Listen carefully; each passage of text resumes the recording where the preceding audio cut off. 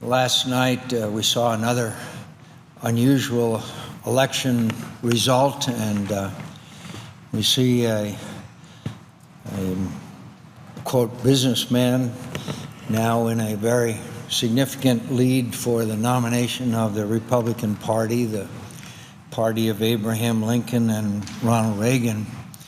And as I watch the postmortems last night and this morning, we see again that many of those who voted cite as one of their primary, if not the primary reason, is a distaste and anger and frustration about Washington, D.C., specifically the Congress, the United States, as well as the president.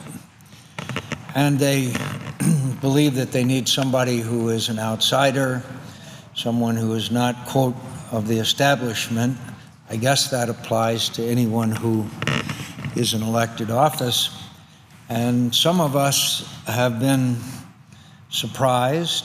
Certainly no one has predicted these outcomes as not only on the Republican side, but on the Democrat side. We saw our colleague from Vermont engineer quite a stunning upset in the state of Michigan last night.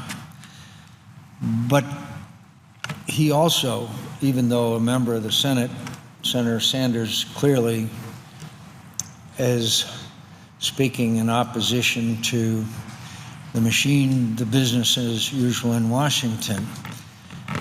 And sometimes we ask ourselves, why are the American people have such low approval rating? I've seen most polls show that the approval rating of Congress is 12, 13, 14, sometimes as high as 15%. And I would inform and remind my colleagues that it wasn't always like that. We didn't always have such low approval rating here in Congress of the American people. And I think it's worthy of note that we have, in the last year since regaining the majority, have done some things that I think enacted some legislation I think we could be proud to go back and talk to our constituents about, whether it be education reform, where we did away with Common Core, or whether it be a highway bill that was much needed as provide infrastructure for our states and counties and towns, and we passed a budget. We passed a defense authorization bill that has some of the most significant reforms in history. But the fact is, those numbers haven't changed, and they haven't changed sometimes for good reason. And that's why I come to the floor today, because I'm ashamed and embarrassed as a representative of the people of my state to talk about billions of dollars of unnecessary, wasteful spending of their tax dollars. And it happened on the omnibus appropriations bill. Omnibus. A lot of my constituents don't know what omnibus means. Well, what it means is that we are required to take up 13 appropriations bills. We don't do it. And I would put the responsibility for that on the other side of the aisle, but it doesn't matter really, because we end up at the end of the year with a massive hundreds of billions of dollars a bill that's about this high that none of us have seen or read, and there's no amendment to it, and we have approximately 48 or 72 hours in which to vote yes or no, with the option being the government not continuing to function. That's not the way to do business. That doesn't inspire any confidence on the part of the American people in us, and it's disgraceful. So the omnibus, again, was passed with votes from both sides, actually, but the fact is that our responsibility was to take up these bills one by one, to examine them, to give them, to have amendments, and have the Congress, and in this case the Senate, work its will. We didn't do that. Here it was. We walked in, and here was this bill, not that size, but this size. No one had read. No one had had a chance to peruse. And even if we had, we couldn't do anything about it because the bill was not amendable, because if we amend it, then it bounces back to the other side of the Capitol, and we run out of time, and the government shuts down. That is the wrong way to do business. And one of the major reasons what happened was it's open to incredible abuse. And I came to the floor today to talk about the abuse of the most sacred responsibility that we have, which is the defense of this nation. I'm proud to be chairman of the Senate Armed Services Committee, a post I aspired to for many, many years. And we work hard on the defense authorization bill. We work hard in the Senate Armed Services Committee. We work in a bipartisan basis. And we have hearings, and we examine the issues, and we examine the programs. And we're talking about, again, hundreds of billions of dollars, of taxpayers' dollars, whether it be pay and benefits for the men and women who are serving, or whether it be the equipment they need, or many of the policies that govern the defense of this nation. And I'm proud of the work that we do. And so, after producing a bill with an overwhelming majority vote, 90-some votes, with the authorization for all of this to do with our nation's defense, the Appropriations Committee decides to overrule what we have authorized, and in violation not only of the way the Senate is supposed to function, but in violation of a resolution adopted by the Republican conference. And I'll read it. Quote, earmark moratorium. Resolved that it's the policy of the Republican conference and no member shall request a congressionally directed spending item, limited tax benefit or limited tariff bill as such items are used, etc. So what was in this omnibus bill? Let me give you the best example. $225 million for a ship. It's called a joint high-speed vessel, for a ship that the Navy did not want. No one asked for this. We had hearings in the Armed Services Committee on shipbuilding. We examined all of the proposals. Some of them we didn't accept, others we did. Others, we, through votes in the committee and debate and discussion, came up with our shipbuilding authorization. So what was done in this omnibus appropriations bill by the Appropriations Committee? For the second year in a row, a $225 million the Navy did not request and did not need. And by the way, my friends, I would not take too much time in the Senate, but building a ship is just the beginning of the expense. You have to man it, you have to put the ammunition on it, you have to put the equipment on it, you have to operate it for as much as 30 years, and the Navy did not want it. And the Navy has lots of unmet military requirements. So what was put in there and why? Because frankly, and I use these words without reservation, it's made in Mobile, Alabama. It's made in Mobile, Alabama. It's blatant.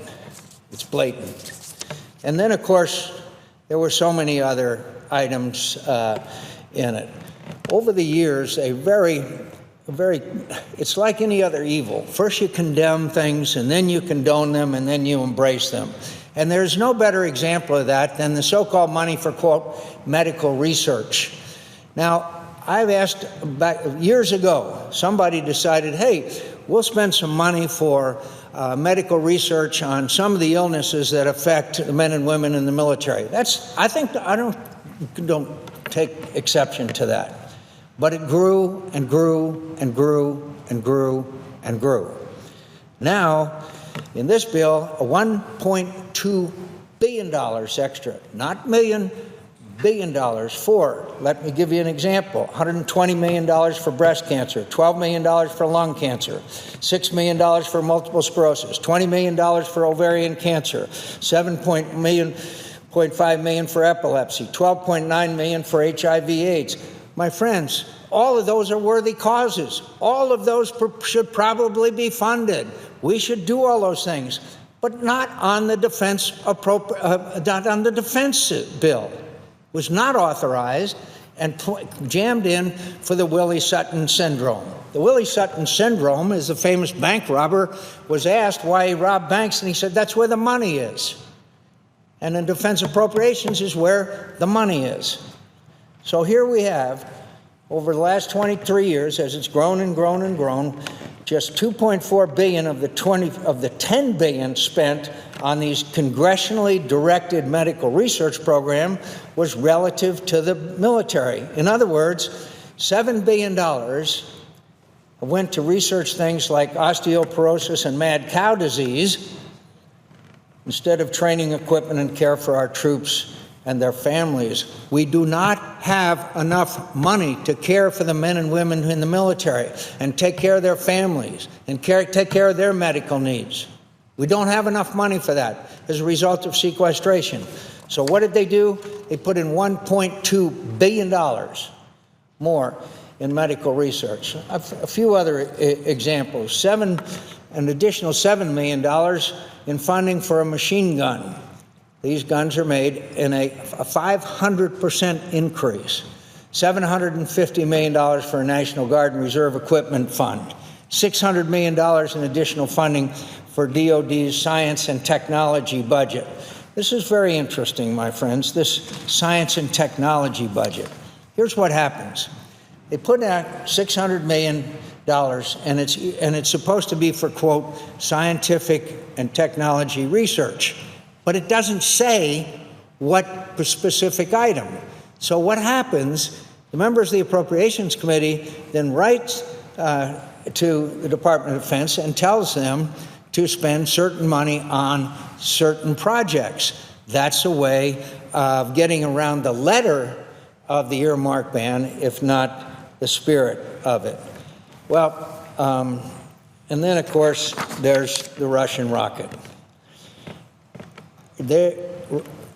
Today, we are having to use for space launches Russian rocket engines. The company that makes these Russian rocket engines happens to be run by cronies of Vladimir Putin. In fact, two of the cronies of Vladimir Putin are such thugs and gangsters that they've been on our sanctions list. We have sanctioned them. And yet, our friends in the Appropriations Committee, again, with ULA, the people that are buying these rocket engines are based in Alabama and, of course, headquartered in Chicago, Illinois. The engines, as I mentioned, are manufactured by this Russian company. It's controlled by a guy named Shemizov and a guy named Rogozin, who have been sanctioned, and we're sending tens of millions of dollars to them? Well, what we did was that we restricted the cost and encouraged the competition. And we had hearings on it. It was a big issue. We had votes in the committee on it. We discussed it. We debated it. And so what did the appropriators do? They put a provision into this bill reversing what we authorizers did. That is in complete violation of the rules of the Republican conference. So I have talked very often with our 12 freshmen. I can't be more proud of what these freshman senators have brought to this conference.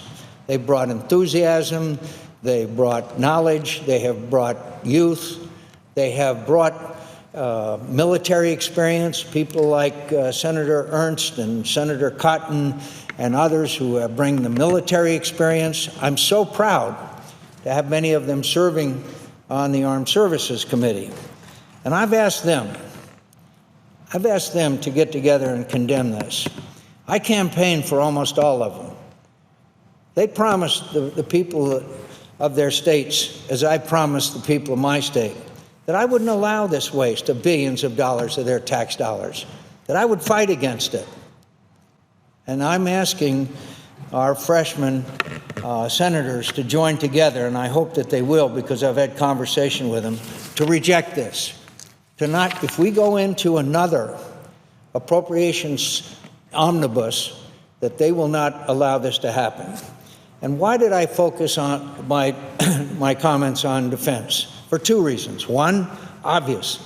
I'm chairman of the Senate Armed Services Committee, and so I take strong exception when the men and women who are serving in the military are having to leave the military involuntarily because we don't have enough money, and they're wasting billions of taxpayers' dollars. And second of all, because it's not right. It's not right. And third of all, we authorize, and our bill is passed by the Senate and the House for 53 straight years and signed by the President of the United States. And this bill is important to defend the nation. And when our careful deliberations, our votes, our hearings, our debates for days after day on the floor of the Senate as we consider the authorization bill is then overturned, and pork barrel projects like a $225 million extra vessel that the Navy neither needs nor wants are added to it, then, my friends, do not be surprised when we have an approval rating of 12 or 13 or 14%. The American people are smart. Our constituents are smart. When they see billions of dollars wasted in this fashion, it's no wonder that we receive their condemnation and their sarcasm and their disapproval. So I'm asking my freshman colleagues to take the lead, They're the ones that are closest to the people, and help me reject this corrupt process, and it is corrupt. So I want to also assure all of my colleagues that if they try this again, I will do everything in my power, to make sure that it's reversed or that it never happens to start with.